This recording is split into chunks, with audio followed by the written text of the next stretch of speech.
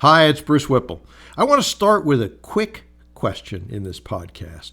50 years ago, there were 500 companies on the Fortune 500 list, hence Fortune 500, the biggest, richest, most successful companies in America. How many do you think are still around today? If you guess maybe half, you'd be way off. The real number, roughly 15%. That means 4 out of 5 of the giants of 1975 are gone. They merged, they went bankrupt, they became irrelevant, or they were simply forgotten. So think about that for a second. The safe bets of one generation ago in business became the cautionary tales of this generation. So what does that really mean, and how does it happen? It's simple. They stopped evolving. They got comfortable. They protected what was instead of building what would be. Kodak invented the digital camera and buried it. They thought that, that'll kill our film business. Well, they were right about that. Blockbuster had the chance to buy Netflix and laughed it off. No, we rent VHS tapes. We don't need that. Both became tombstones in the business graveyard. The same pattern plays out in small to mid-sized companies as well. The moment you stop asking what's next, you start writing your company's obituary. So what can we learn from this? If 80% of the Fortune 500 companies disappeared, it's not because they lacked talent or capital. It's because they lacked humility and curiosity. They forgot that success is rented, not owned.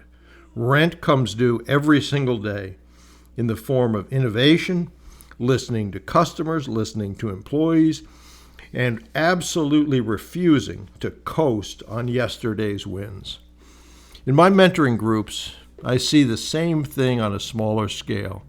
The mentees who keep learning, testing, improving, they thrive. The mentees who say, I've got it all figured out, they plateau and then they fade. So here's the paradox. The bigger you get, the more you have to fight stagnation. Bureaucracy, pride, and comfort are the silent killers of great companies. So whether you're running one company or building an acquisition empire, you've got to bake continuous improvement into your culture and into your own mindset. Ask yourself these questions weekly. What did we learn this week that challenges how we operate? What process or assumption needs to be reinvented? Are we driving forward, or are we polishing the buggy while the world drives Teslas? The lesson is clear. You either evolve or you evaporate. So take this week to look at your business, your systems, and your personal habits. What would put you out of business if it showed up tomorrow? Then build the solution before someone else does. Remember, Fortune 500 status didn't save 400 of the biggest companies from extinction.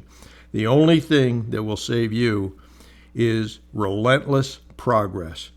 So until next time, keep pushing forward, keep improving, and never get comfortable. I hope that you ingrain that into yourself and your organization. If you don't know what the steps are in business acquisition, do yourself a favor and go over to brucewhipple.com. The Acquisition Advantage Bootcamp will walk you through what those steps are.